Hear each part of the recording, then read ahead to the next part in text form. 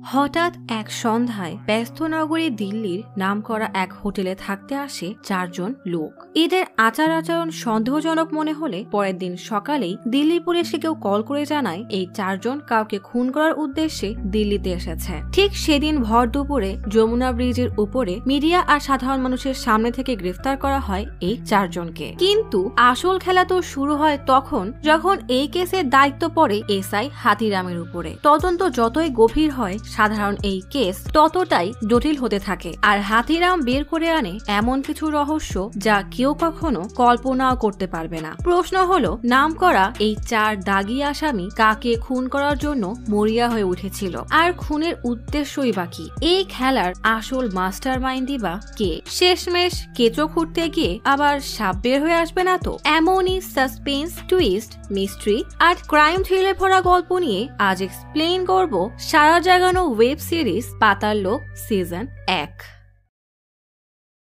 গভীর রাতে পেট্রোলিং এর সময় এসআই হাতিরাম পাশে বসে থাকা এসআই ইমরানকে বলে, জানো আমাদের এই দুনিয়া একটা নয় বরং 3টা ভাগে ভাগ করা। সব থেকে উপরে স্বর্গ, যেখানে কোটিপতিরা থাকে। তারপর আমাদের পৃথিবী, যেখানে থাকে মধ্যবিত্তরা, মানে আমরা মানুষেরা। আর তার নিচে থাকে মাটির দুনিয়া, যেখানে আছে গরিব মানুষ, যাদেরকে এই দুনিয়া কীট পতঙ্গের নজরে দেখে। যমুনা পাড়ের বাইরে আমাদের যে থানা আছে না, এটাই আসলে সেই মাটির নিচের দুনিয়া, মানে গরিবের দুনিয়া। এখানে কে কাকে খুন করলো, কে কার কি চুরি করলো, তাতে পৃথিবীর মানে মধ্যবিত্তদের দুনিয়ার কারো কিছুই যায় আসে না। তাই এসব কেস সলভ করে কখনো প্রমোশন পাবে না। ইমরান বলে, তাহলে তো দিল্লিতে পোস্টিং এর জন্য দোয়া করা উচিত, স্বর্গ তো ওখানেই। হাতিরাম বলে, তা ঠিক বলেছ, তবে ওখানকার মানে স্বর্গরাজ্যের কেস টাকা আর ক্ষমতার চাপে ধামাচাপা পড়ে যায়। ঠিক তখনই পুলিশ সার্ভেলেন্স থেকে নিউজ আসে যে সাকুরপুরি জে কলোনিতে মারামারি হচ্ছে।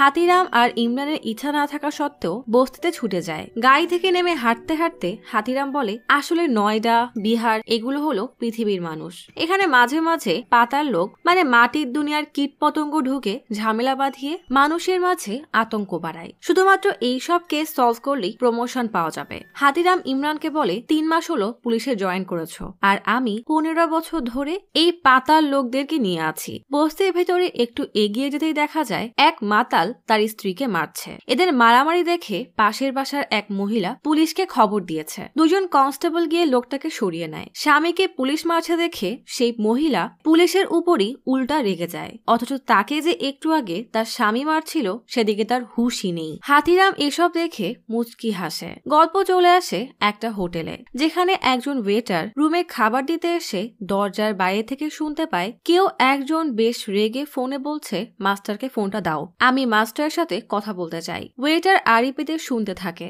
তখনই টপি নামের একজন সিগারেট মুখে নিয়ে বেশ রেগে দরজা খোলে। টপিকে দেখে ওয়েটার ভয়ে ভয়ে বলে, আপনার অর্ডারটা? টপি গম্ভীরভাবে বলে, এখন আর নিব না, নিয়ে যাও। ওয়েটার কিছু বলতে গিয়েও ভয়ে চুপচাপ খাবার নিয়ে চলে যায়। টপি দরজা লক করে ভেতরে আসতেই দেখে বিশাল কিছু নিয়ে বেশ চিন্তায় আছে। প্রচুর রেগে ড্রিঙ্কস করতে থাকে। পাশের রুমেই কবির একটা কাঠের পাখি খোদাই করে বানাচ্ছে। গীতা রুমে আসতেই কবির সেটা গীতাকে দেয়। গীতা কিছু বলতেই যাবে, তার আগেই দরজায় বেল বাজে। কবির দরজা খুলতেই টপি বলে, চলো। কবির, গীতা, টপি আর বিশাল সবাই ব্যাগ নিয়ে বের হয়। হোটেল চেকিং করে বের হওয়ার সময় সে ওয়েটার এসে বলে, ক্যান্সেল করা খাবারের বিলটা পে করে দিন। রক্তটা স্বভাবে টপি রেগে বলে, আমি তো খাবার খাইনি, তাহলে বিলও দিব না। ওয়েটার প্রচুর রেগে বলে, আপনি ম্যানেজারের সাথে কথা বলে নিন। টপি রেগে ওয়েটারকে মারতে গেলেই বিশাল টাকা দিয়ে টপিকে সেখান থেকে টেনে গাড়িতে ওঠে। কবির গাড়ি চালাচ্ছে, পাশেই টপি বসা। হঠাৎ একটা গাড়ি তাদেরকে ওভারটেক করতে চাইলেই উগ্র স্বভাবের টপি জোরে গাড়ি চালাতে বলে। গাড়িটা আবারও তাদের সামনে আসলে টপি বুঝতে পারে এটা আসলে পুলিশের গাড়ি। এবার কবির দ্রুত গতিতে গাড়ি চালাতে থাকে, কিন্তু ব্রিজের উপরে আসতেই পুলিশ তাদের গাড়িকে চারপাশ থেকে ঘিরে ধরে। মিডিয়ার গাড়ি দেখে ডিসিপি ভাগাত এসআই দাহিয়াকে বলে, খবরদার মিডিয়া যেন এদিকে আসতে না পারে। পুলিশকে দেখে বিশাল গাড়ি পেছনে থাকা বস্তা থেকে কিছু একটা বের করতে যাচ্ছিল, তখনই ভাগাত বন্দুক তাক করে সবাইকে গাড়ি থেকে নামায়। টপি পালানোর চেষ্টা করলেও শেষমেশ পুলিশ তাকে চারপাশ থেকে ঘিরে ধরে। টপি উপায় না পেয়ে গাড়ির উপরে উঠে পকেট থেকে হলুদ রঙের মোবাইল বের করে পানিতে ছুঁড়ে মারে। না জানি এই মোবাইলে এমন কি ছিল। কিছুক্ষণ পরই হাতিরাম তার টিম নিয়ে স্পটে আসে। দাহিয়া হাতিরামকে বলে আমরা দিল্লি পুলিশ। হাতিরাম বলে এই এরিয়াটা আমাদের থানার আন্ডারে। দাহিয়া হাতিরামকে নিয়ে ভাগাতের কাছে আসলে ভাগাত বলে এই 4 জনকে অ্যারেস্ট করো। হাতিরাম জিজ্ঞেস করে কেসটা কিসের। ভাগাত বলে অ্যাটেম্প টু মার্ডার, মানে খুনের ষড়যন্ত্র।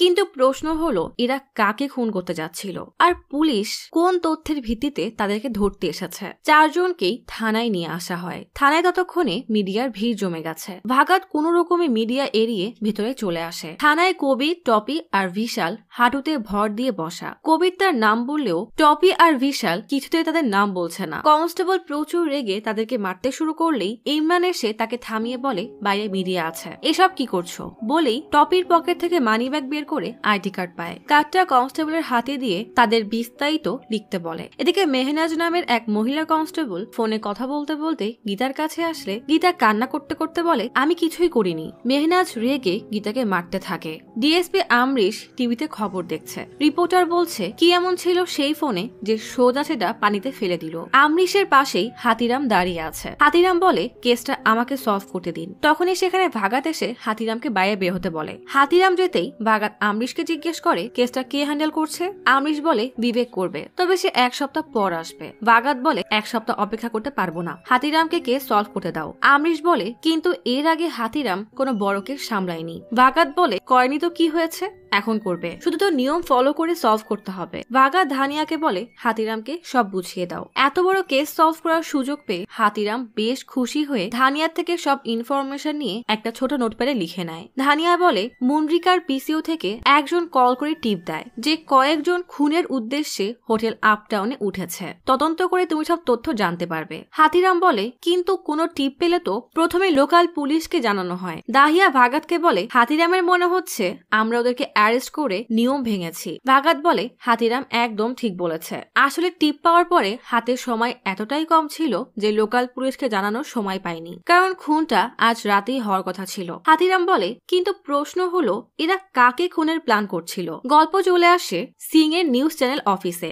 সিং এর সেক্রেটারি রাজীব তার বসের পক্ষ থেকে সঞ্জীবের সাথে দেখা করতে এসেছে। আসলে সিং চায় সঞ্জীব তাদের চ্যানেলটা ছেড়ে দিক, কিন্তু সঞ্জীব সেটা কোনো অফারের বিনিময়ে মানতে নারাজ। সঞ্জীব বলে আমি আমার জীবনের 4টা বছর এই চ্যানেলকে দিয়েছি, আমি কিছুতেই রিজাইন করব না। রাজীব কোনোভাবেই বোঝাতে না পারলে জয় তাকে বাইরে পাঠিয়ে দিয়ে বেশ গম্ভীর গলায় বলে সিং জানে তুমি তার দিল্লির শনিপথ এক্সপ্রেসওয়ে চুক্তির সব বিস্তারিত খুঁজে বেড়াচ্ছ। তখনই এক এমপ্লয়ি মিটিং রুমে এসে টিভি অন করে দেয়। খবরে দেখাচ্ছে দিল্লি পুলিশ যাদেরকে গ্রেফতার করেছে তারা আসলে সাংবাদিক সঞ্জীবকে খুনের প্ল্যান করছিল।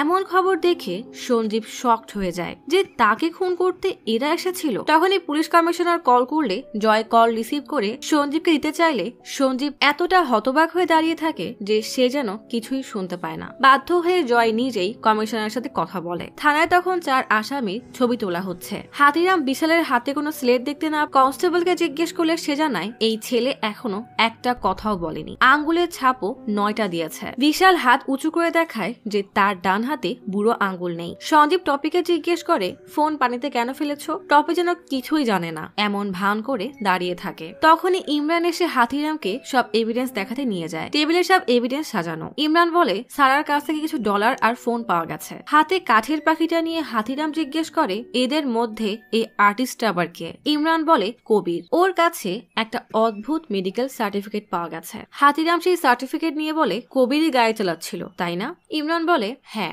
গাড়িটা হয়তো চুরি করা, কারণ গাড়ির কোনো বিস্তারিত পাওয়া যায়নি। সঞ্জীব বেশ গম্ভীর হয়ে ব্রেকিং নিউজ দেখছে। সোশ্যাল মিডিয়াও তাকে নিয়ে ট্রল করা হচ্ছে। সবাই যেন তার মৃত্যুতেই বেশি খুশি। তখনই জয় আসলে সঞ্জীব জয়কে বলে এই খবর চ্যানেলে আসবে না, পুলিশ কমিশনার বলেছে কোনো ক্লু পেলে আমাদেরকে জানাবে। জয় বলে কিন্তু সব খবরের চ্যানেলে এটা এখন টপ নিউজ, মানে ট্রেন্ডে চলছে, এটা কোনোভাবেই মিস করা যাবে না। সঞ্জীব বেশ রেগে বলে এখানে সিদ্ধান্ত দেওয়ার অধিকার শুধুই আমার। জয় বাধ্য হয়ে সঞ্জীবের মার্ডার অ্যাটেম্পটের খবরটা চ্যানেলে দেখাতে মানা করে দেয়। এরপর এরপর জয় সঞ্জীবকে বাসায় দিয়ে আসবে বলে গাড়ি নিয়ে বের হয়, কিন্তু অফিসের বাইরে মিডিয়ার ভিড় কোন রকমে তাদেরকে ঠেলে বের হয়ে যায়। সঞ্জীব বাসায় কল করে জানিয়ে দেয় যে সে বাসায় যাচ্ছে। কিছুক্ষণ নীরব থেকে সঞ্জীব বলে, তোমার কি মনে হয় এসবের পেছনে সিং এর হাত থাকতে পারে? জয় গাড়ি চালাতেই বলে, আমরা হয়তো বিষয়টাকে অনেক দূরে নিয়ে যাচ্ছি, হয়তো এসবের পেছনে দশরথ আছে। সঞ্জীব বলে, দশরথের সাথে ঝামেলার 3 বছর হয়ে গেছে।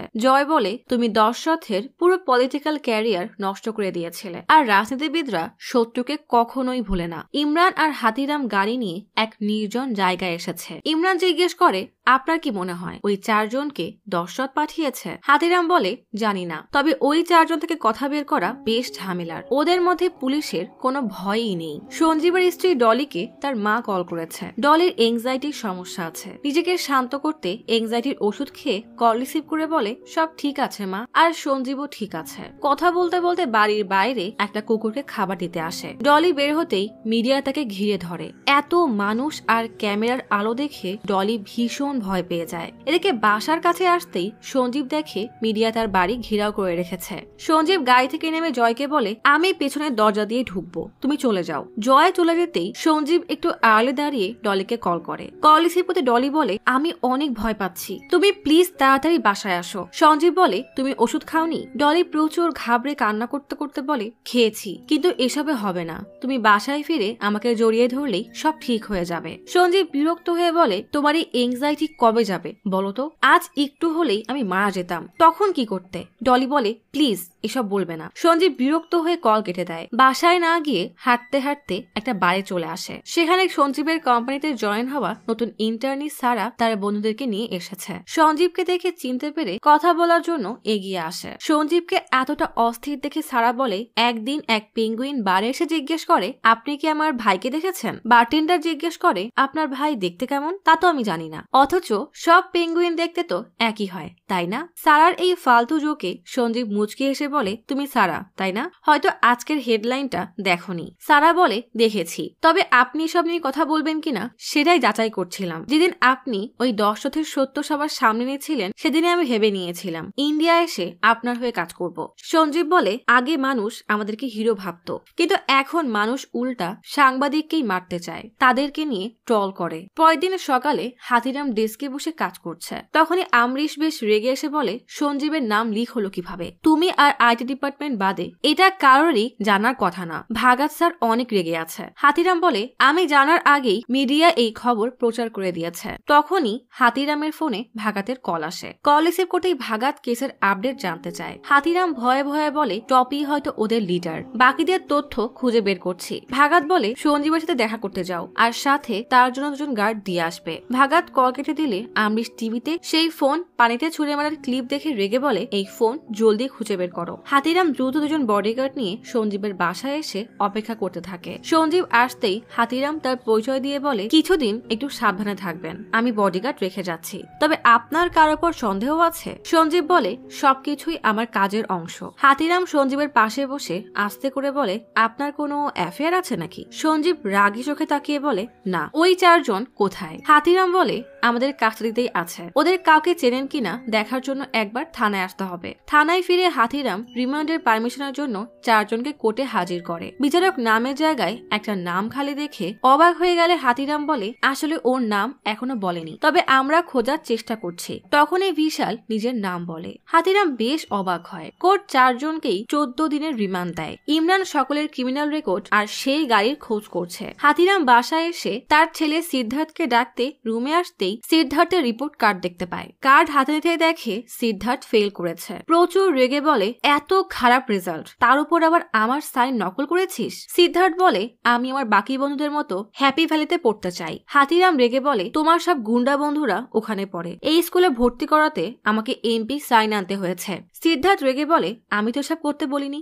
হাতিরাম ভীষণ রেগে গেলে হাতিরামের স্ত্রী তাকে শান্ত করার চেষ্টা করে। তখনই ইমরান হাতিরামকে কল দিয়ে বলে, ক্রিমিনাল রেকর্ড পাওয়া গেছে। হাতিরাম দ্রুত থানায় আসতেই ইমরান বলে, বিশাল ইউপির মোস্ট ওয়ান্টেড ক্রিমিনাল, তার নামে 45টা মার্ডার কেসের অভিযোগ আছে। হাতিরাম অবাক হয়ে বিশালের দিকে তাকায়। বিশাল তার ডান হাত উঠিয়ে কাটা আঙ্গুলটা দেখায়। না জানি এই বিশাল আসলে কত বড় খুনি।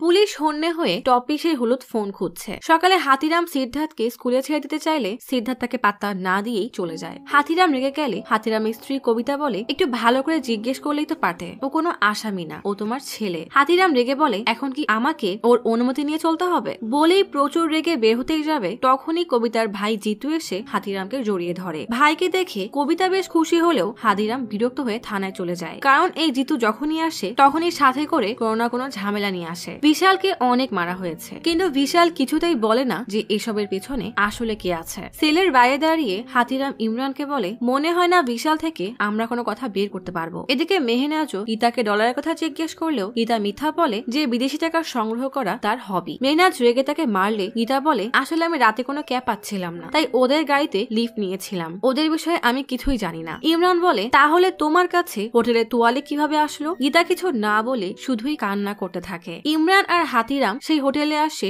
যেখানে সেই 4 জন 3 দিন ছিল। ম্যানেজার আর ওয়েটার প্রথমে গীতা আর কবিরের রুম দেখাতে নিয়ে আসে। ওয়েটার বলে, আমার তখনই মনে হয়েছিল কিছু একটা গন্ডগোল আছে। এরপর টপি আর বিশালের রুমে আসলে ওয়েটার বলে, আমি দরজার অপর পাশ থেকে একজনকে ফোনে বেশ রেগে বলতে শুনেছি যে আমি মাস্টারের সাথে কথা বলতে চাই। হাতিরাম বলে, আর কিছু শোনোনি? ওয়েটার বলে, না, তবে গুন্ডা মতো ফর্সা ছেলেটা দিনে 3 প্যাকেট করে সিগারেট আনাতো। হাতিরাম ইমরানকে জিজ্ঞেস করে, তা স্মোক করতে পারো? থানায় ফিরে টপিকে জিজ্ঞাসাবাদের জন্য আলাদা রুমে নিয়ে আসা হয়। টপিকে লোভ দেখাতে ইমরান একটা সিগারেট ধরায়। হাতিরামও একটা সিগারেটের প্যাকেট টেবিলে রেখে বলে, বিশালের উপরে 45টা মার্ডার কেসের চার্জ আছে, চিন্তা করো না, তোমার কিছুই হবে না। তবে এটা বলো, সঞ্জীবকে কেন মারতে চাইলে? টপি সিগারেটের ধোঁয়ায় পাগল হয়ে বলে, সে সঞ্জীবকে চেনেই না। টপি থেকে কথা বের করতে হাতিরাম টপিকে সিগারেট দেয়। টপির সিগারেটের ধোঁয়ায় ইমরান কাশি দিলে টপি হেসে বলে, স্যার, আপনি তো স্মোক করার অভিনয়টাও করতে পারেন না। হাতিরাম অনেক নরম সুরে বেশ কয়েকবার টপিকে জিজ্ঞেস করলেও সে নানাভাবে কথা এড়িয়ে যায়। হাতিরাম রেগে টপিকে থাপড় দিয়ে রুম থেকে বের হয়। ইমরানের কাঁচা অভিনয়ের জন্য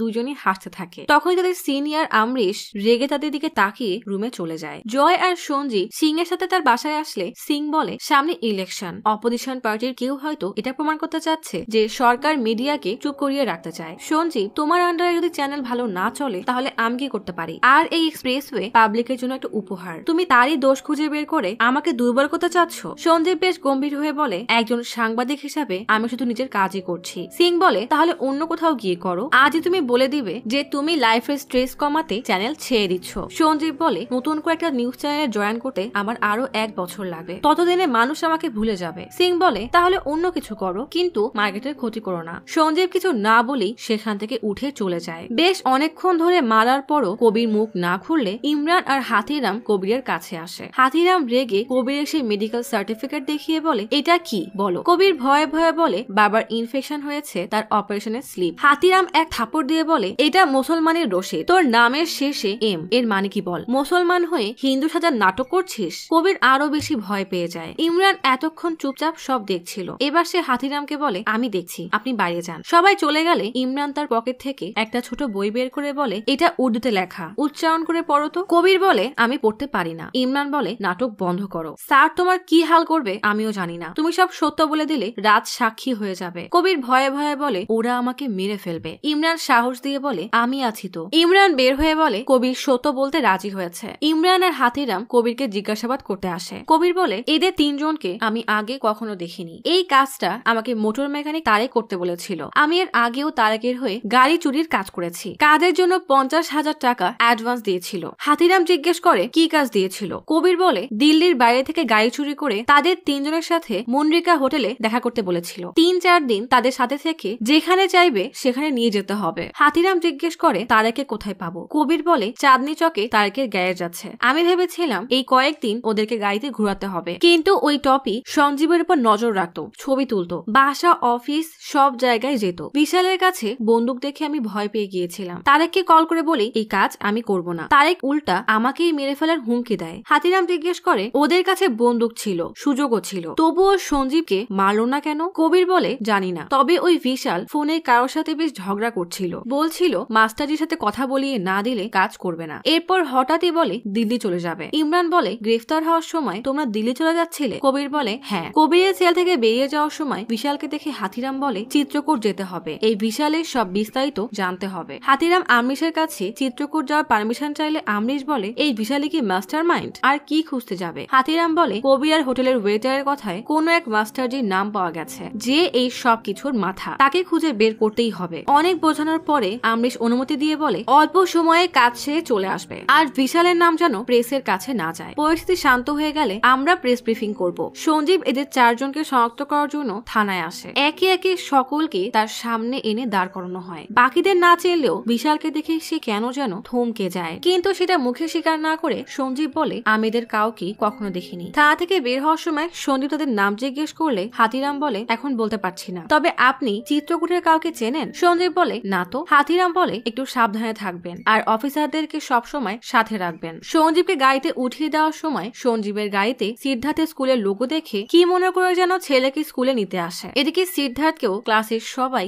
সামান্য পুলিশ অফিসারের ছেলে বলে টিটকারি করে, কারণ এই স্কুলে সব বড় লোকের ছেলেরা পড়ে, মানে এটা স্বর্গরাজ্যের স্কুল। ছুটির পর বাবাকে দেখে সিদ্ধার্থ কোনো কথা না বলেই বাবার জিপে উঠে বসে। গাড়ি স্টার্ট দিতে দিতে হাতিরাম বলে জানো সঞ্জীব মেহরা তোমার স্কুল থেকেই পড়েছে, দেখা করতে চাইলে আমাকে জানিও। সিদ্ধার্থ সেদিকে পাত্তা না দিয়ে দেখে তার ক্লাসমেটরা দামি গাড়িতে করে যাচ্ছে, অথচ তার বাবার পুরনো জিপ স্টার্টই হচ্ছে না। সিদ্ধার্থ লজ্জায় মাথা নিচু করে নেয়। গাড়ি কি হয়েছে দেখতে হাতিরাম গাড়ি থেকে নামে। তখনই ইমরান কল করে জানায় গীতার কল রেকর্ড থেকে পাওয়া গেছে যে তার কাছে একটা নম্বর থেকে বারবার কল আসতো, আর এই দুটো নম্বর নিজামুদ্দিন রেল স্টেশনে রেজিস্টার করা। আপনি ওদিকে থাকলে একটু গিয়ে দেখুন। আসলে আমি তারেকের চাচার খোঁজ করতে জাকিরনগর যাব। হাতিরাম উপায় না পেয়ে রাজি হয়ে যায়। এরপর গাড়ির কাছে এসে সিদ্ধার্থকে কিছু বলতেই যাবে, তার আগেই সিদ্ধার্থ রেগে গাড়ি থেকে নেমে চলে যায়। হাতিরামের ভীষণ খারাপ লাগে। একদিকে পারিবারিক জীবন তো অপরদিকে প্রফেশনাল, দুটো জীবনই তার ভীষণ এলোমেলো। সঞ্জীবের ফোনে আননোন নম্বর থেকে বারবার কল আসে। অনেকবার হ্যালো বলার পরেও অপর পাশ থেকে কেউ কোনো কথাই বলে না। সঞ্জীব এবার গাড়ি দাঁড় করিয়ে অফিসারদের থেকে লুকিয়ে সারাকে কল দিয়ে বলে আমার জন্য তোমাকে একটা কাজ করতে হবে। এদিকে হাতিরাম রেল স্টেশনে সেই দোকানে আসে যেখান থেকে সিম কার্ড দুটো কেনা হয়েছিল। দোকানদার বলে এগুলো আমার বাবা স্টেশনে চোর টোকাইদেরকে সিম বিক্রি করতো, সিম রেজিস্ট্রি করতে ঠিকানা লাগবে, তাই দোকানের ঠিকানা দিয়ে দিত। হাতিরাম রেগে দোকানদারের কলার চেপে ধরে বলে জানিস এটা বেআইনি কাজ, তোর বাবা কোথায় বল। দোকানদার বলে সে তো 1 বছর আগেই মরে ভূত হয়ে গেছে, তবে আমি এই ব্যবসা করি না, সত্যি বলছি। এদিকে ইমরান তারেকের চাচা হাসানের খোঁজ করতে জাকিরনগর আসে। দুইটা বাচ্চা হাসানের বাসার বাইরে বল খেলছে। বল হাসানের বাসায় চলে যাওয়ায় বাচ্চারা অনেক অনুরোধ করলে সে বেশ রেগে বল ফেরত দেয়। ইমরান এসে তারেকের কথা জিজ্ঞেস করলে হাসান বলে সে এখানে নেই। বাচ্চারা বলে ওই লোক মিথ্যা বলছে। ইমরান দ্রুত হাসানের বাসার ভিতরে চলে আসে। হাসান ওদেরকে বাধা দেওয়ার অনেক চেষ্টা করে। তারেক তখন বাসার বাড়ির ওয়াশরুমে ছিল। পুলিশ দেখেই ভয়ে পালাতে থাকে। ইমরান তারেককে ধরতে একজনের বাইক নিয়ে পিছু নেয়। তারেককে সে প্রায় ধরেই ফেলবে, তখনই একটা মেয়ে ফোন চালাতে চালাতে বেখেয়ালে বাইকের সামনে এসে পড়লে অ্যাক্সিডেন্ট হয়ে যায়, আর এই সুযোগে তারেক পালিয়ে যায়। থানায় ইমরান মাথা নিচু করে দাঁড়িয়ে আছে। হাতিরাম ভাগাতকে কল করে সরি বলে আর হেডকোয়ার্টার থেকে তারেকের জন্য সার্চিং অ্যালার্ট জারি করার পারমিশন নেয়। হাসানকে থানায় এনে জিজ্ঞাসাবাদ করা হয়। এই সুযোগে সারা কিছু খাবার নিয়ে কনস্টেবল মেহনাজের সাথে দেখা করে বলে এগুলো সঞ্জীব স্যার আপনার পরিবারের জন্য পাঠিয়েছে।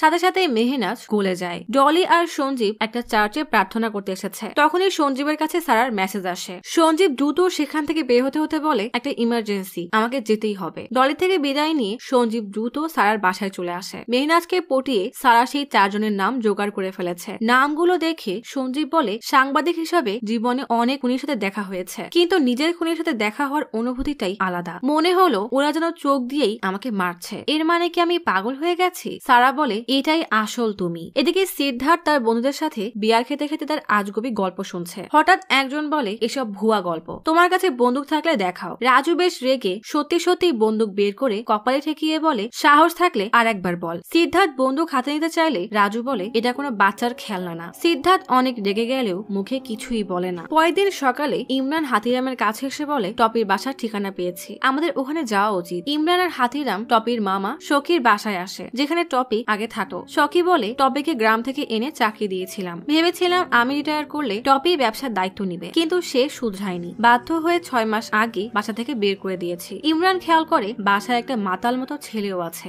আসলে এই ছেলেটা শকির একমাত্র ছেলে। টপির মামি এসে বলে গ্রামে এত বড় ঝামেলা করে এখানে এসেছিল, মানা করেছিলাম তাকে এখানে এনো না। শকি বলে আসলে কি ঝামেলা হয়েছিল জানি না, তবে বেশ বড় কাণ্ড করেছিল এটা জানি। হাতিরাম জিজ্ঞেস করে টপির সবচেয়ে কাছের মানুষ কে হতে পারে? মামি বলে গ্রামে তার ছোট চাচা তার বেশ ঘনিষ্ঠ ছিল, সে হয়তো কিছু জানতে পারে। হাতিরাম টপি চাচার নাম জিজ্ঞেস করলে শকি বেশ ভয়ে ভয়ে বলে মাহিপাল, পাঞ্জাবের হাভেলিয়ান নামের একটা গ্রামে থাকে। হাতিরাম আমরিশের কাছে পাঞ্জাবে যাওয়ার পারমিশন চাইলে আমরিশ বলে বলে দরকার হলে তুমি যাও, তবে ইমরান যাবে না। হাতিরাম বলে আমি যেতাম, তবে আমি আজ চিত্রকূট যাচ্ছি, কারণ ভাগা স্যার অর্ডার দিয়েছেন। আমরিশ রেগে বলে হেডকোয়ার্টারের অর্ডার হলে আমি আর কি বলবো, আজকাল তো তুমি আবার সরাসরি হেডকোয়ার্টার থেকে অর্ডার নিচ্ছ, আমার তো কোনো মূল্যই নেই। রাতে বাসের জন্য অপেক্ষা করার সময় ইমরান বলে আমরিশ স্যার হয়তো আপনাকে দেখতে পারে না। হাতিরাম বলে আমি আমরিশের 1 বছরের সিনিয়র, সে আমার কাছেই ট্রেনিং নিয়েছিল, তাকে নিয়ে আমরা মজা করতাম, কিন্তু সে সিনিয়রদের তোষামত করতে জানতো বলেই এত দূর এগিয়ে গেছে, আর আমি এখনো সেখানেই পড়ে আছি। 2 বছর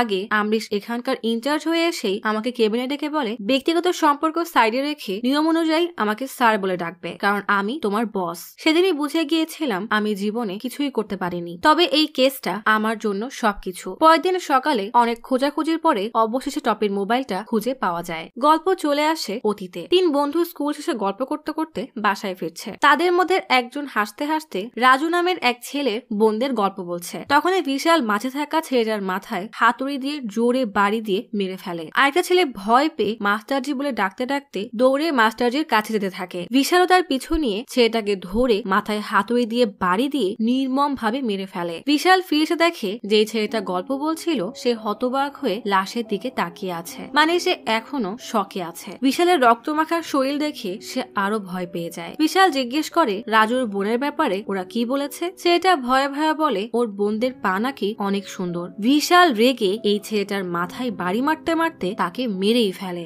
গল্প চলে আসে বর্তমানে। সঞ্জীব আরুকে তার নতুন নম্বর দিয়ে কল করে। আরু জানায় বিক্রম মিডিয়ায় ইনভেস্ট করতে চায়। সঞ্জীব জিজ্ঞেস করে তুমি কি চিত্রকূটের কোনো ক্রাইম জার্নালিস্টকে চেনো? এদিকে হাতিরাম বাসে করে চিত্রকূট থানায় যাচ্ছে। তখনই টকাশ কল করে বলে টপির ফোন পাওয়া গেছে, 2 দিনের মধ্যে ল্যাব থেকে ডেটা রিকভারি করে পাঠানো হবে। চিত্রকূট থানায় পৌঁছে হাতিরাম দেখে স্টেশনে মেরামতের কাজ চলছে। এদিকে ইমরান পাঞ্জাবে পৌঁছে গেছে। টপির চাচা মাহিপালকে খুঁজতে খুঁজতে একটা লোককে মাহিপালের ঠিকানা জিজ্ঞেস করে। লোকটার গালে একটা বড় কাটা দাগ। সে বেশ রেগে ইমরানের দিকে তাকিয়ে থাকে। লোকটার কুকুরটাও ইমরানকে দেখে ঘেউ ঘেউ করে ওঠে। ইমরান বুঝতেই পারে না এখানে হচ্ছে কি। পাশের এক প্রতিবেশী জানায় টপি গ্রামে 3টা ছেলেকে খুন করে পালিয়ে গিয়েছিল। মাহিপাল তখন তাস খেলছে। ইমরান জিজ্ঞেস করে সঞ্জীবকে খুন করার জন্য টপিকে কে কন্ট্রাক্ট দিতে পারে বলতে পারবেন? মাহিপাল বলে টপি একদমই এমন না, সে একদম নিষ্পাপ সহজ সরল ছিল, আমরাই টপিকে এমন বানিয়েছি। টপির বাবা প্রচুর ড্রিঙ্কস করতো আর বাসায় ফিরে তাকে পশুর মতো মারতো। আমরা নিচু মাঞ্জার বংশের হওয়ায় আমাদের নিয়ে গ্রামের মানুষ মজা করত।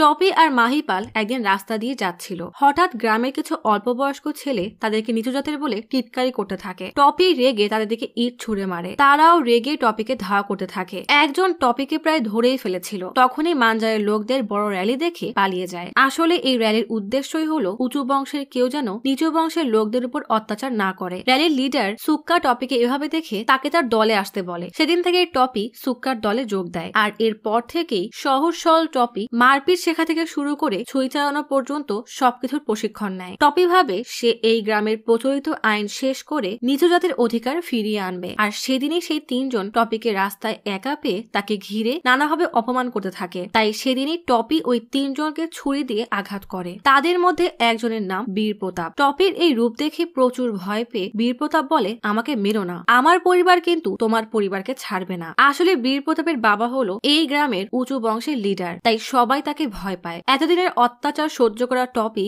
আজ কোনো বাধা না মেনেই বীর প্রতাপকে আর তার বন্ধুদেরকে ইচ্ছা মতো মারে। সকালে সেই বীর প্রতাপই ইমরানের মুখে টপির নাম শুনে রেগে গিয়েছিল, কারণ তার মুখের কাটা দাগটা টপি দিয়েছে। বীর প্রতাপকে মেরেছে সেই কারণে বীর প্রতাপের বাবা বলরাজ তার দলবল নিয়ে টপির বাসায় আসবে বুঝতে পেরে মাহিপাল আর টপির মা কোন রকমে মানিয়ে টপিকে বাসা থেকে বের করে দেয়। টপি কোনো মতে সেখান থেকে পালিয়ে যায়। কিছুক্ষণ পরেই বলরাজ টপির বাবার কাটা মাথায় এনে বাসার উঠানে ছুঁড়ে মারে। সেদিনের পর থেকে টপিকে আর গ্রামে দেখা যায়নি। এরপর দিল্লিতে গিয়ে শোকের সাথে ব্যবসায় বসে, অনেক লাভও করে। তবে এক মেয়ের কথাতেই টপি সে ব্যবসাও ছেড়ে দেয়। ইমরান বলে সেই ঘটনার তো 6 মাস হয়ে গেছে, টপি কি কোনো মাস্টারজির কথা বলতো? মাহিপাল বলে না, তবে ওই মেয়েটার নাম চন্দ্রা। সখী চন্দ্রার খবর দিতে পারবে, কারণ সখীর সাথে চন্দ্রার সম্পর্ক ছিল। হাতিরাম পরের দিন চিত্রকূটের থানায় এসে বিশালের কথা জিজ্ঞেস করলে থানার হেড রামাতার কনস্টেবল সালেগ্রামকে বলে হাতিরামকে বিশালের ফাইল খুঁজতে সাহায্য করতে। সালেগ্রাম হাতিরামকে থানার স্টোররুমে নিয়ে আসে, যেখানে সব পুরনো কেস ফাইল রাখা আছে। মুখে কাপড় বেঁধে হাতিরাম বিশালের ফাইল খুঁজতে শুরু করে।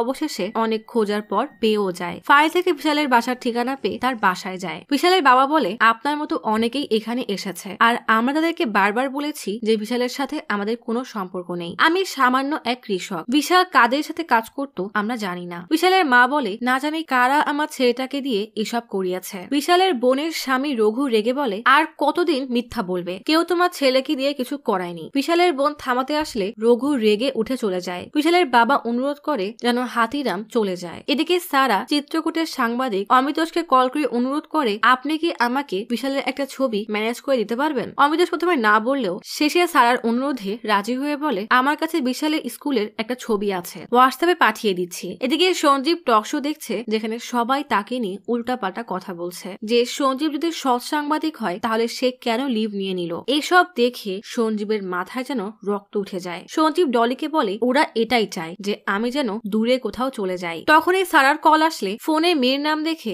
ডলির কিছুটা সন্দেহ হয়। সঞ্জীব অফিস থেকে কল দিয়েছে বলে সাইডে চলে যায়। সারা বলে, আমি হোয়াটসঅ্যাপে তোমাকে ছবি দিয়েছি। ওকে হাতুড়ি ত্যাগী বলেও ডাকা হয়। বিশালের বাসার সামনে হাতিরাম রঘুর সাথে কথা বলবে বলে অপেক্ষা করছে, কারণ একমাত্র রঘুই তাকে বিশালের তথ্য দিতে পারবে। রঘু বাসা থেকে বের হতেই হাতিরামকে দেখে রেগে বলে, কাকে নিয়ে কথা বলবো? ওই বিশাল তো মানুষ না, একটা পশু। স্কুলে 3টা বাচ্চা ছেলের মাথায় হাতুড়ি দিয়ে বাড়ি মেরে ভর্তা করে পালিয়ে যায়। হাতিরাম বলে, সে এখন কার হয়ে কাজ করে? রঘু বলে, স্কুলের স্পোর্টস টিচার রাজবীরকে জিজ্ঞেস করুন, সেই বিশালকে পালাতে সাহায্য করেছিল। হাতিরাম রাজীবের সাথে দেখা করতে বিশালের স্কুলের দিকে যায়। পথে বাজপাইয়ের নামে একটা বড় র্যালি দেখতে পায়। স্কুলে পৌঁছাতেই রাজবীর বলে, আমার সাথে থাকলে এতদিনে সে ন্যাশনাল টিমে খেলতো, তার মতো শুটার আমি এর আগে কখনোই দেখিনি। হাতিরাম বলে, আপনি যেহেতু বিশালের ক্লোজ ছিলেন, আপনার সাথে তো নিশ্চয়ই তার যোগাযোগ ছিল। রাজবীর বলে, স্কুল ছাড়ার পরে কারো কি তার টিচারের কথা মনে থাকে? হাতিরাম জিজ্ঞেস করে, বিশাল কার হয়ে কাজ করতো জানেন? রাজবীর বলে, খেলার মাঠের বাইরে বিশাল কি করতো আমি জানি না। হাতিরাম বলে, এই খেলার মাঠে 3টা ছেলেকে সে মেরেছিল তাই না? রাজবীর বলে, হ্যাঁ, আসলে বিশালের 3 বোনের সাথে অন্যায় করা হয়েছিল, আর তার কারণ ছিল বিশালের বাবার সাথে তার চাচার জমি নিয়ে ঝামেলা। বিশালের চাচা বিশালের 3 বোনকে আটক করার জন্য শীষপালকে কন্ট্রাক্ট দেয়। এরপর একদিন 3 বোন নদীতে পানি নিতে যাওয়ার সময় শীষপাল তার দলবল নিয়ে তাদের কিডন্যাপ করে। বিশালের বাবা এসব লুকাতে নিজের জমির ভাগ তার ভাইকে দিয়ে দেয়। তবে বিশাল এত সহজে তার বোনের অন্যায়কারীদেরকে ছাড়েনি। বোনদের হয়ে বদলা নিতে বিশাল তার 3 চাচাতো ভাইকে এই স্কুলের মাঠেই সবার সামনে খুন করে, আর সেই দৃশ্যটাই আমরা একটু আগে দেখেছি। রাজবীর বলে, সেদিনের পর থেকে বিশালকে আর এখানে দেখা যায়নি। হাতিরাম বলে, আপনি যেহেতু সব জানেন তাহলে পুলিশকে বলেননি কেন? রাজবীর বলে, সম্মান বাঁচাতে বিশালের বোনদের ব্যাপারে কোনো পুলিশ কেসই হয়নি। পরের সপ্তাহে বিশালের বাবা মেয়েদেরকে বিয়ে দিয়ে দেয়। রাজবীরের পায়ের কাছে একটা কুকুর আসলে রাজবীর বলে, বিশাল কুকুরদেরকে অনেক ভালোবাসতো, আজ তাহলে আমি উঠি বলি চলে যায়। হাতিরামও চলে যাচ্ছিল, তখনই হঠাৎ খেয়াল করে স্কুলের ছেলেমেয়েরা রাজবীরকে মাস্টারজি বলে ডাকছে। তবে হাতিরাম মুখে কিছুই বলে না। স্কুল থেকে বের হতেই হাতিরামের মনে হয় কেউ যেন তাকে ফলো করছে। সে বেশ কৌশলে পেছন থেকে লোকটাকে ধরলে দেখা যায় লোকটা আর কেউ নয় বরং সাংবাদিক অমিতোষ।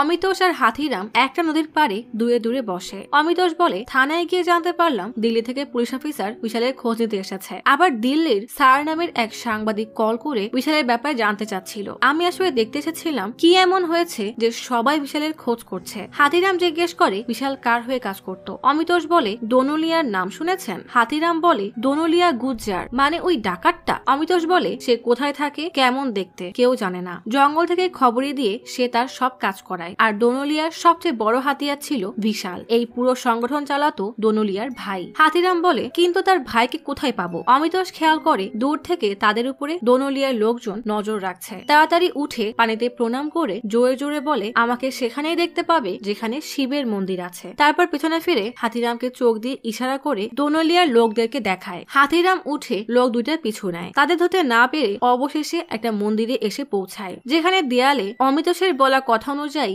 জয় শিব জিওয়ালা গুজ্জার লেখা। হাতিরাম বুঝতে পারে অমিতোষ আসলে তাকে ইশারায় দোনলিয়ার ভাইয়ের নাম বলেছে। 9টা বাজার কিছুক্ষণ আগে নিউজ চ্যানেলের অফিসে সারাকে নিয়ে সঞ্জীব বিশালের ছবি আর বিস্তারিত নিয়ে আসে। জয় সঞ্জীবকে দেখে বলে, আমি তো ভেবেছিলাম তুমি এখন ছুটিতে আছো। সঞ্জীব বলে, আজ রাত 9টার খবরে খুনিদের তথ্য ফাঁস করা হবে। জয় বলে, কিন্তু পুলিশের কাছ থেকে কোনো স্টেটমেন্ট আসেনি, আমরা বরং এটা কাল দেখে নিব। সঞ্জীব বলে, অনেক কষ্ট করে আমরা এই খবর জোগাড় করেছি, কাল যদি অন্য কোনো চ্যানেল খবরটা পাবলিশ করে দেয় তাহলে আমাদের নিউজ চ্যানেল ডাউন হয়ে যাবে। নিউজ প্রেজেন্টার গায়ত্রী বলে, আমি তো এই ব্যাপারে কিছুই জানি না, মাত্র 10 মিনিট আছে, এত কম সময়ে কিভাবে রেডি হব? সঞ্জীব বলে, আমার নিউজ আমি নিজেই বলবো। সঞ্জীব সারাকে বাকি দিকটা সামলাতে বলে। অফিসের সবাই তোড়জোড় করে কাজে লেগে পড়ে। সঞ্জীবও রেডি হয়ে ক্যামেরার সামনে বসে পড়ে। সবার মতো সঞ্জীব নিউজ পড়া শুরু করে। হাতিরাম তখন সিজি রেস্টুরেন্টে বসে রাতের খাবার খাচ্ছে। ওয়েটারকে বিল দেওয়ার সময় গুজ্জারের কথা জিজ্ঞেস জিজ্ঞেস করলে ওয়েটার বেশ ঘাবড়ে বলে, আমি এ ব্যাপারে কিছুই জানি না। খাবার শেষ করে হাতিরাম বের হয়েই যাচ্ছিল,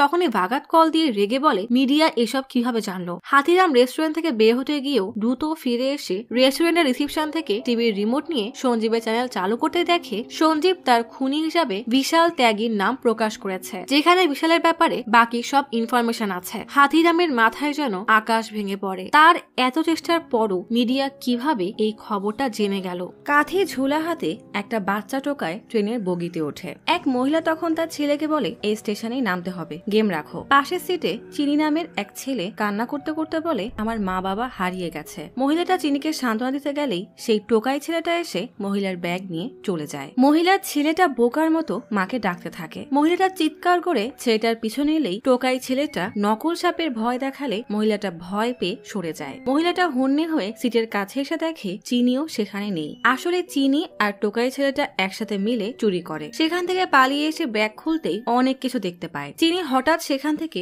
পাউডার আর লিপস্টিক নিয়ে সেজে ছেলেটাকে দেখায়। দুজন বাচ্চাই এসব কাণ্ড দেখে হাসতে থাকে। গল্প চলে আসে বর্তমানে। হাতিরাম চিত্রকূট থেকে সোজা পুলিশ হেডকোয়ার্টারে আসে। ভাগাত তখন প্রেসকে বলে, আমরা সব তথ্য গোপন রাখতে চাচ্ছিলাম। তদন্তের সুবিধার জন্য সঞ্জীব বিশালকে চেনে কিনা তাই বিশালের নাম সঞ্জীবকে বলা হয়েছিল। বলেই প্রেস রুম থেকে বের হতেই ভাগাত হাতিরামকে বলে, কমিশনার স্যার অনেক রেগে আছে। সঞ্জীবের পর এখন বিশালের নামটা লিক হয়েছে। হাতিরাম বলে, আমি তো শুধু শনাক্তের জন্য ডেকেছিলাম। ভাগাত বলে, এটা তোমার দ্বিতীয় ওয়ার্নিং। চিত্রকূটে কি হলো? হাতিরাম বলে, বিশাল জিওয়ালা গুজ্জারের হয়ে কাজ করত, যে দোনলিয়া গুজ্জারের ভাই। জিওয়ালা গুজ্জার বড় ব্যবসায়ী, সাথে রাজনীতিও করে। হয়তো তারা দশরথের হয়ে কাজ করছে। দশরথের এলাকা এলাহাবাদ, যেটা চিত্রকূটের বেশ কাছেই। ভাগাত বলে, বেশ ভালো লিড পেয়েছো, তবে এটা হাই প্রোফাইলের লোক, সাবধানে কাজ করবে। এই প্রথম এত বড় কেস সামলাচ্ছ, এত পরিশ্রমকে বৃথা হতে দিও না। হাতিরাম তার থানায় ফিরে একজনকে বারবার কল করেই যাচ্ছে, কিন্তু কল যাচ্ছে না। হঠাৎ টকা শেষে বলে, কাল ল্যাব থেকে ফোনে সব ডেটা চলে আসবে। আর মিষ্টি খান, ইমরান স্যার IAS পরীক্ষায় পাশ করেছে। আমির স্যার এই জন্য পার্টিও রেখেছে। হাতিরাম খেয়াল করে আমরিশ বেশ হেসে ইমরানের সাথে কথা বলছে। তাকে আগে জানায়নি বলে হাতিরামের বেশ খারাপ লাগে। হাতিরামকে দেখে ইমরান আসতেই হাতিরাম তাকে শুভেচ্ছা জানায়। ইমরান বলে, আগেই জেনে গেছেন, আমি রেজাল্ট পেয়েই আপনাকে কল করেছিলাম, কিন্তু কল যায়নি। হাতিরাম কোনো উত্তর না দিলে ইমরান বলে, টপি সিং এর ব্যাপারে নতুন লিড পেয়েছি। ওর গার্লফ্রেন্ড চন্দ্রার সাথে মিলে সখীর ব্যবসায় অনেক টাকা গায়েব করে দিয়েছিল। মেয়েটা হয়তো জানতে পারে যে টপি সিং কোথায় কাজ করে। হাতিরাম বলে, খুঁজে বের করো। আশা করছি তারেকের মতো ওকেও ধরতে পারবে না। ইমরান বেশ অপমানিত বোধ করলেও মুখে কিছুই বলে না। হঠাৎ একটা অপরিচিত লোককে দেখে হাতিরাম তার পদ আটকালে সে বলে, চাওয়ালা অসুস্থ, তাই আমাকে পাঠিয়েছে। টুইটারে সবার প্রশংসা দেখতে দেখতে সঞ্জীব অফিসে এসে রিসিপশনিস্টকে বলে, দিল্লি পুলিশ কল করলে বলবে আমি ব্যস্ত। মেয়েটা পেছনে ইশারা করলে তাকিয়ে দেখে হাতিরাম বসে আছে। হাতিরাম বেশ রেগে বলে, বিশালকে শনাক্তের সময় আপনি মিথ্যা বলেছেন যে আপনি ওকে চেনেন না। কোনো খবর পেলে আমাকে জানাতে বলেছিলাম। একটা কথা একবার বললে বুঝতে পারেন না? সঞ্জীবও বেশ রেগে বলে, মিডিয়ার কারো পারমিশন লাগে না। হাতিরাম বলে, কেস সলভ করা পুলিশের দায়িত্ব, মিডিয়ার না। সঞ্জীব রেগে অফিসের ভেতরে যেতেই জয় তার পিছু পিছু ক্যাবিনে এসে বলে, সিং গত রাতের শো এর ব্যাপারে একটুও খুশি না, তোমার সাথে দেখা করতে চায়। সবার তরফ থেকে আসা ফুলের তোড়াগুলো দেখিয়ে সঞ্জীব বলে, কিন্তু পাবলিক তো অন্য কিছু চায়। পাবলিকের ডিমান্ডের বাইরে গিয়ে সে চাইলেও আমাকে এখান থেকে বের করতে পারবে না। তখনই সারা এসে সঞ্জীবকে বলে, আজ রাতে তুমি অ্যাওয়ার্ড সাথে যাচ্ছ? সঞ্জীব বলে, হ্যাঁ, কেন? সারা জানায় আজ গেস্ট স্পিকার হিসাবে বিক্রম মিডিয়া নিয়ে কথা বলতে আসবে। সঞ্জীব বেশ অবাক হয়। বাড়িতে পাড়ার সবাইকে ডেকে এনে কবিতা তার ভাই জিতুর অদ্ভুত জুস মেশিন থেকে জুস খাওয়াচ্ছে। কারো পছন্দ না হলেও তারা মুখে কিছুই বলে না। ক্লান্ত হাতিরাম বাসায় এসে দেখে তার পুরো রুমে বড় বড় কার্টুন রাখা। কবিতা এসে বলে, জিতু 2 দিনের মধ্যেই এসব নিয়ে চলে যাবে। এদিকে সিদ্ধার্থ রাজুর সাথে তার সিক্রেট রুমে এসে আলমারি থেকে বাকি জিনিসগুলো বের করতে গেলে সিদ্ধার্থ আলমারি খোলে। ড্রয়ারে হরিশের সেই বন্দুক দেখে প্রথমে বেশ ঘাবড়ে গেলেও পরে রাজুর ডাকে আলমারি বন্ধ করে দেয়। গীতার সেলে আরেকটা মেয়েকে অ্যারেস্ট করে এনে রাখা হয়। কথায় কথায় মেয়েটার সাথে গীতার মারামারি লাগলে মেয়েটা গীতাকে মারতে গেলেই বুঝতে পারে গীতা আসলে কোনো মেয়ে না, বরং ছেলে। হাতিরাম তখন বাসায় বিশ্রাম নিচ্ছে। তখনই থানা থেকে কল আসায় দ্রুত থানায় চলে আসে। গীতাকেও এনে টপিদের সাথেই রাখা হয়। হাতিরাম সব শুনে ভীষণ অবাক হয়। প্রচুর রেগে গীতাকে ইচ্ছা মতো মারতে থাকে। পরের দিন সকালে ইমরানের ডাকে হাতিরামের ঘুম ভেঙে যায়। গীতা সব সত্যি বলতে রাজি হয়েছে জেনে দ্রুত গীতার সাথে দেখা করতে আসে। গীতা হাতিরামের কাছে মাফ চেয়ে বলে, মুকেশ নামের একজন কনস্ট্রাকশন ব্যবসায়ী আমাকে ডেকে ওই 3 জনের সাথে 3 দিন থাকতে বলে। তার বদলে আমাকে 2 লাখ টাকা দিবে, কারণ মেয়ের সাথে থাকলে কেউ সন্দেহ করবে না। হাতিরাম রেগে বলে, এই জন্যই মেসেজে ঘুরছো? মেয়েদের মতো জামা কাপড় আর চুল রাখলেই মেয়ে হওয়া যায় না। তোমার আসল নাম বলো। গীতা বলে চিনি। এটাই সেই ছেলেটা যে ছোটবেলায় ট্রেনে চুরি করত। চিনির জিজ্ঞাসাবাদ শেষ করে হাতিরাম আর ইমরান বাইরে আসতে দেখে আমরিশ দাঁড়ানো। আমরিশ বলে মেহনাজকে আমার কেবিনে পাঠিয়ে দাও। হাতিরাম বলে বেচারি ভুল করে ফেলেছে, আমি ওকে ওয়ার্নিং দিয়ে দিয়েছি। আসলে মেহনাজ যে বিশালের কথাটা লিক করেছে এটা সবাই জেনে গেছে। আমরিশ রেগে বলে আমাকে না জানিয়ে এসব করার সাহস কি করে হয়? হাতিরাম সরি বললে আমরিশ আরো রেগে বলে হেডকোয়ার্টারে গিয়ে সরি বলো। এবার হাতিরাম আমরিশকে একটু সাইডে নিয়ে এসে বলে আমি জানি আমরা বন্ধু না, কিন্তু তুমি আমাকে 20 বছর ধরে চেনো। এই কেসটা আমার জন্য গুরুত্বপূর্ণ। আমাকে 24 ঘন্টা সময় দাও। চিনির লিড ফলো করে দেখি কোনো ক্লু তো অবশ্যই পাবো। হাতিরাম আর ইমরান মুকেশের আলিশান হোটেলে মুকেশকে দেখতে আসে। রিসিপশনিস্ট মুকেশকে জানিয়ে দুইজনকে একটা রুমে নিয়ে আসে। কিছুক্ষণ পর তাদের একটা দামি ড্রিঙ্কসও দেয়। হাতিরাম আর ইমরান দুজনে সেটা খেতেই ঘুমিয়ে যায়। কিছুক্ষণ পর হাতিরামের ঘুম ভাঙা দেখে পাশে ইমরানও ঘুমিয়ে আছে। দ্রুত ইমরানকে উঠিয়ে সেখান থেকে বের হতে হতে বলে এই কোম্পানির ইনভেস্টর কে কে খোঁজ নাও। ইমরান জিজ্ঞেস করে পারমিশন নেওয়া লাগবে না? হাতিরাম রেগে বলে এসব লাগবে না। তোমার ওই কল সেন্টারের বন্ধু দীপকের হাতে পায়ে ধরে হলেও মুকেশের কল রেকর্ড বের করো। দুজন গাড়ির কাছে আসতেই মুকেশ হাতিরামকে কল করে। এরপর দুইজন মুকেশের সাথে দেখা করতে আসে। হাতিরাম জিজ্ঞেস করে আপনি চিনিকে চেনেন? মুকেশ হেসে বলে নয়দার এক পাল্লায় দেখা হয়েছিল, সেখান থেকে টুকটাক কাজ দিতাম। হাতিরাম বলে চিনি মার্ডার কেসে 3 জনের সাথে ধরা পড়েছে, তারপর আপনার নাম বলেছে। মুকেশ বেশ গম্ভীর গলায় বলে সামান্য ওই ছেলের কথায় আমার দিকে আঙ্গুল তুলছেন? এরপর থেকে ওয়ারেন্ট ছাড়া দেখা করতে আসবেন না। আমিও দেখি কেউ ওয়ারেন্ট সাইন করে। তখনই ইমরানের কাছে তারেকের লাশ পাওয়ার খবর আসলে দুইজন দ্রুত নদীর পাড়ে আসে। ইমরান তারেকের লাশ দেখে হাতিরামকে বলে সরি স্যার, তারেকে ওই দিনই ধরে ফেলা উচিত ছিল। হাতিরাম তারেকের কাদামাখা শরীরের গলার কাছে একটু পানি ঢেলে দিয়ে বলে একে গলা টিপে খুন করা হয়েছে। এরপর সে দ্রুত টকাশকে কল করে বলে কাল না, আমার আজ সন্ধ্যার মধ্যেই টপির ফোনে সব বিস্তারিত চাই। রাতে সঞ্জীব ডলিকে নিয়ে অ্যাওয়ার্ড শোয়ে এসে একটা টেবিলে বসে। কিছুক্ষণ পর বিক্রমের নাম অ্যানাউন্স করা হয়। ডলি সঞ্জীবকে বলে এটাই সেই বিক্রম না যাকে 10 রথের স্ক্যামে এক্সপোজ করেছিলে? সঞ্জীব বলে ঠিকই ধরেছ, তবে এই দেশের মানুষ শত্রুদের থেকেও প্রিয়দেরকে আগে ভুলে যায়। ডলি জিজ্ঞেস করে ওই কি তোমার মার্ডার প্ল্যানের পেছনে আছে? সঞ্জীব কিছু একটা ভেবে বলে ওকে জিজ্ঞেস করি, দাঁড়াও। বলেই সঞ্জীব বিক্রমের সাথে কথা বলতে যায়। এত ভিড়ে একা হয়ে ডলি ভীষণ ঘাবড়ে যায়। সঞ্জীব বিক্রমের কাছে যাচ্ছিল তখনই সিং ডেকে বলে আগের সঞ্জীব আবার ফিরে এসেছে। এটা দেখে বেশ ভালোই লাগলো, তবে একজন ভালো অ্যাঙ্কারের গুণ হলো সে জানে কখন প্যাক আপ করতে হবে। তুমি করলে সেটা রিজাইন হবে আর আমি করলে ফায়ার, বুঝেছো? সঞ্জীব হেসে বেশ ভাব নিয়ে বলে আপনার কোম্পানি আরসি হোল্ডিং আর একটা কোম্পানি চালায় যার নাম ফিউচার প্রাইড। এই কোম্পানির পার্টনার ট্রান্সপোর্ট মিনিস্টার রমেশওয়ারের মেয়ের স্বামী। এই মিনিস্টার গোপনে দিল্লি শনিপাত হাইওয়ের কন্ট্রাক্টের জন্য আরসি হোল্ডিং কে 30 বিলিয়ন টাকা দিচ্ছে। বিক্রমকে ভেতরে যেতে দেখে সঞ্জীব সিং এর একটু কাছে এসে বলে এই খবর বাইরে গেলে কি হবে নিশ্চয়ই বুঝতে পারছেন। সিং ভয়ে আর কোনো কথাই বলে না। বিক্রমের পিছু করতে করতে সঞ্জীব হোটেলের ভেতরে চলে আসে। এদিকে সঞ্জীবকে দেখতে না পেয়ে ডলির এংজাইটি শুরু হয়। সে কাঁদতে কাঁদতে হোটেলের ভিতরে আসে। তখনই তার সাথে প্রতিমা আর সারার দেখা হয়। প্রতিমা সারার সাথে ডলির পরিচয় করিয়ে দেয়। ডলিকে এমন নাজুক অবস্থায় দেখে সারার বেশ খারাপ লাগে। প্রতিমা জরুরি কাজে বাইরে গেলেই সারা এসে ডলিকে বলে আপনি ঠিক আছেন তো? ডলি বলে আসলে আমি আমার স্বামীকে খুঁজছি। বিক্রমকে ফলো করতে করতে সঞ্জীব ওয়াশরুমে চলে আসে। বিক্রম টিটকারি করে বলে আজও কোনো ক্যামেরা নিয়ে আসনি তো? সঞ্জীব হেসে বলে তুমি তোমার কাজ করছিলে আর আমি আমার কাজ করছিলাম, আর এখন তো তুমি মিডিয়ায় এসে গেছো, এসব নিয়ে ভয় করার কিছুই নেই। এখন গেম চেঞ্জ হয়ে গেছে। বিক্রম বলে আমার কিছু প্ল্যান আছে, তোমার সিংকে বলেছিলাম কিন্তু সে রাজি হয়নি। সঞ্জীব বলে হয়তো আমি কোনো সাহায্য করতে পারি। বিক্রম কিছু একটা ভেবে সঞ্জীবকে নিজের কার্ড দিয়ে বলে অফ ক্যামেরায় কথা হবে। সঞ্জীব মুচকি হাসে। ডলি আর সারা হাঁটতে হাঁটতে হঠাৎ সঞ্জীবকে দেখে এগিয়ে আসে। ডলি সঞ্জীবকে দেখে অস্থির হয়ে বলে তুমি ঠিক আছো তো? সঞ্জীব ডলিকে জড়িয়ে সান্ত্বনা দিয়ে বলে হ্যাঁ চলো বাড়ি যাই। ডলি যাওয়ার আগেই সারাকে বলে সময় পেলে একদিন বাসায় এসো। সঞ্জীবের পাশে ডলিকে দেখে সারার বেশ খারাপ লাগে। ইমরান আর হাতিরাম ফরেন্সিক ল্যাবে আসে দেখা যায় টপির ফোনে সঞ্জীবের বাসার কিছু ভিডিও, অর্থাৎ এরা সঞ্জীবের উপর নজর রাখছিল তার প্রমাণ। ইমরান বলে এগুলো কেসের এভিডেন্স হিসাবে বেশ কাজে আসবে। টপির মোবাইলে যে সিম কার্ড ছিল